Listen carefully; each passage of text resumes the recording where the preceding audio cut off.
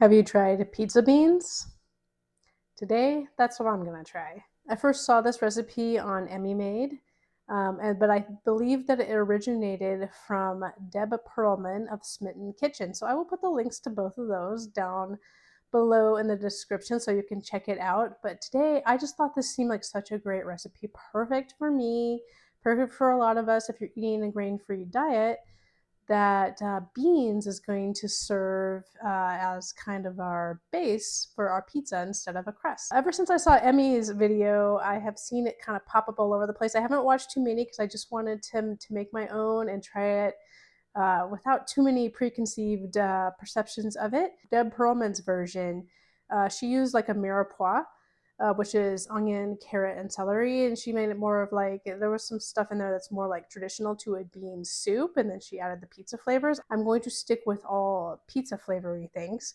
So let's take a look at the ingredients and then we'll get going on the recipe. All right, for my pizza beans, I have got some chopped red and green pepper, bell peppers, some chopped onions. That's about one small onion. I've got my cooked navy beans here. That's what I'm using for the base. I think you could use some big white beans, which would be great. I got some freshly grated Parmesan. So I use my chopper for fresh Parmesan, and I can get this style, but you could grate it regular if you like. And then I did hand grate. This is some aged mozzarella. So aged mozzarella is traditionally for pizza cheese, and it also has virtually no lactose, just like any other aged brick cheese. So I like that. And then we got back here, we've got our, this is some finely chopped garlic chives and finely chopped basil together. And then we've got 2 cloves of garlic that I had, minced garlic. This is minced garlic that's been frozen. And then I'll be using some salt and pepper as well. I'm going to make this vegetarian. You could use meat if you like, but I think this is a great vegetarian dish, so we're going to do it vegetarian. I've got some olive oil heating in my pan, and like I've been doing lately with my videos, I forgot to show one of the ingredients, but I am using some diced tomato. I like this one. This one doesn't have anything added to it, so I feel good about this one. Just plain tomatoes. Right, I'm going to add my onions in here. And then I'm just going to saute these for a few minutes until they start to soften up a little bit. All right, my onions are a little bit soft, not fully cooked. I'm going to add my pepper. So I have like a full green and red pepper. Full green and red pepper. I don't know if I'm going to need all of that. Let's see how it looks with about half. But I do want it to be, I want it to be fairly substantial because the vegetables are what's going to be making up the bulk of this dish. So I'm just going to add them all. If it's too much, it's too much. And then when I am sauteing peppers and onions, I like to salt and pepper. It really helps to add flavor while you're cooking. So just do it as you're cooking them. So I like to do that. So I just kind of eyeball it, it seems like a good amount. I'll probably be adding a little bit more later to when we get the rest of the tomatoes and the beans in there. So I'm going to let these saute for about 5 minutes or so until they get pretty soft, and I will add in the rest of the ingredients. And since my garlic is a little bit frozen still, I'm just going to add that to the pan now. Normally I cook it totally first, but since it's frozen, I'm going to add in it. If you're adding anything frozen to a pan with oil, please be extremely careful. My pan is dry right there, and it will splatter if you add anything frozen to hot oil. So be very, very careful with that. I'm going to stir in some of my fresh herbs. I'm going to put about a tablespoon in there and see how that tastes once we get everything put together. So I cooked, it was a little over a cup of dried beans. So I'm thinking this is probably a little over 2 cups of cooked beans.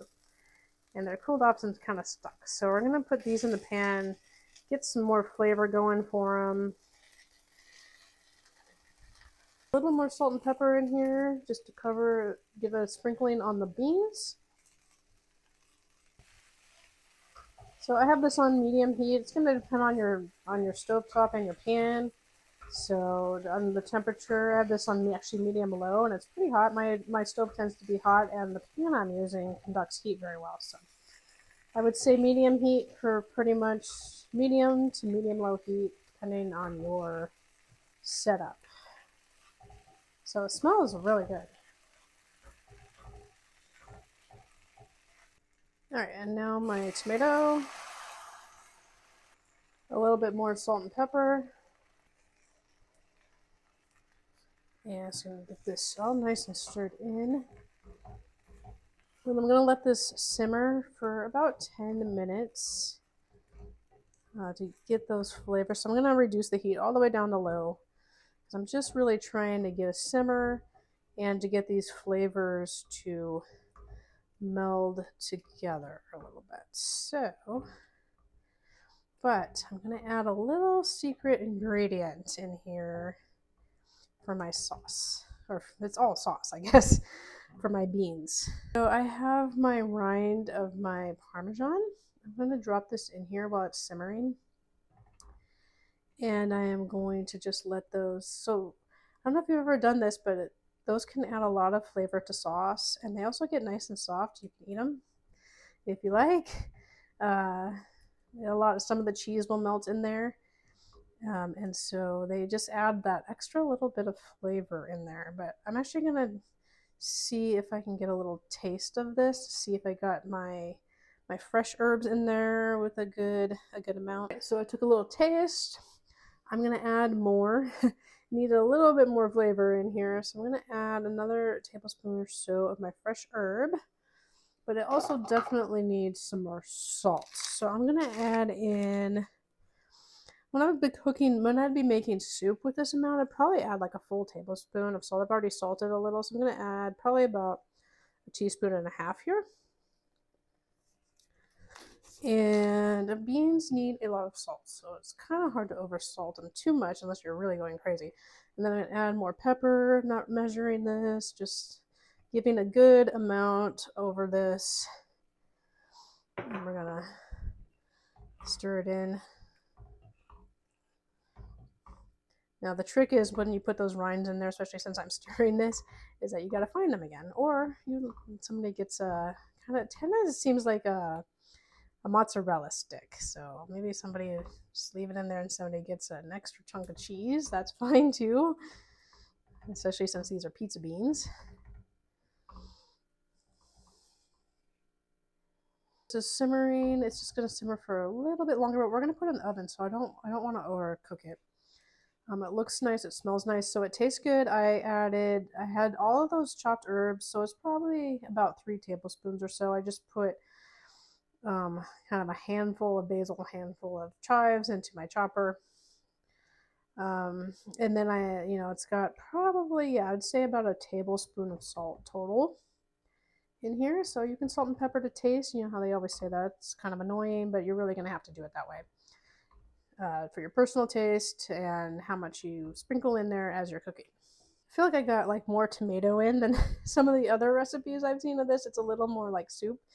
But that's okay. That's actually kind of how I like it. It's going to be like a pizza bean soup, which is going to be, I think that's going to be great. So be like a hearty meal, even though if I'm cooking this right now, it's probably about 80 degrees outside. Not quite summer yet, but I am in a hot climate.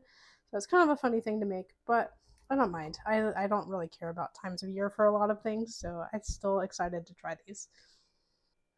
So the question is, can I find my Parmesan? There's one.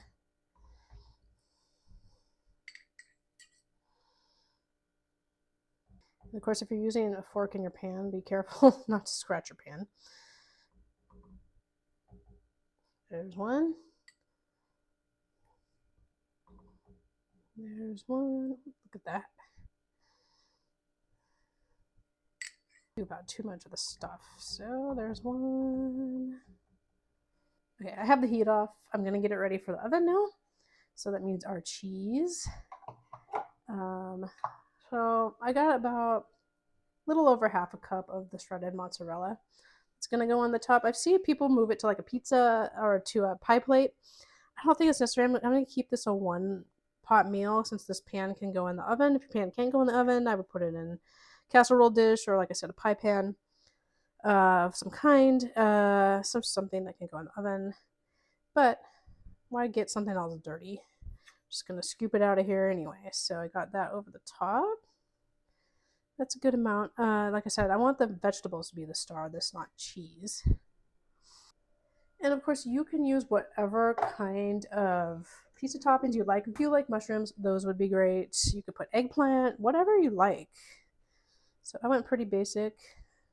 I wouldn't put pineapple. But yeah, lots of other pizza toppings, of course. And like I said, if you want meat, you could put meat. I would probably do, if I was doing meat, if I was doing ground meat, I would stir it in. But if I was doing something like bacon or something like that, I would put it on top.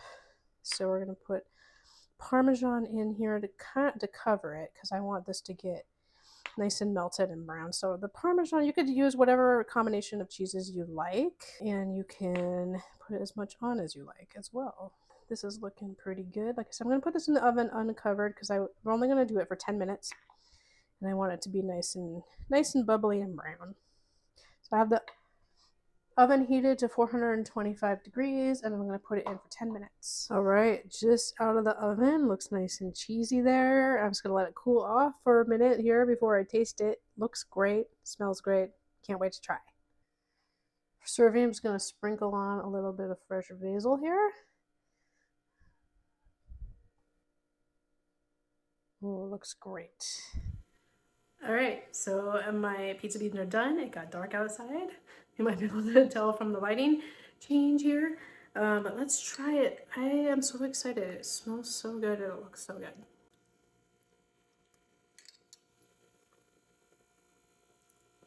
I like this. It has those pizza flavors, the sauce and the spices, and tomatoey and onion, peppers, great pizza toppings, great flavor. That reminds me of like a pizza chili, pizza white bean chili. Would definitely make this again. I like that it was a one pot meal. It was very easy to make, especially if you already had some cooked beans. Definitely one to add to a rotation. Could be great for company as well. Very unique dish. Like it.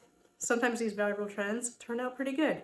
So let me know if you make this, and please like this video and leave me a comment, and I will see you in the next one.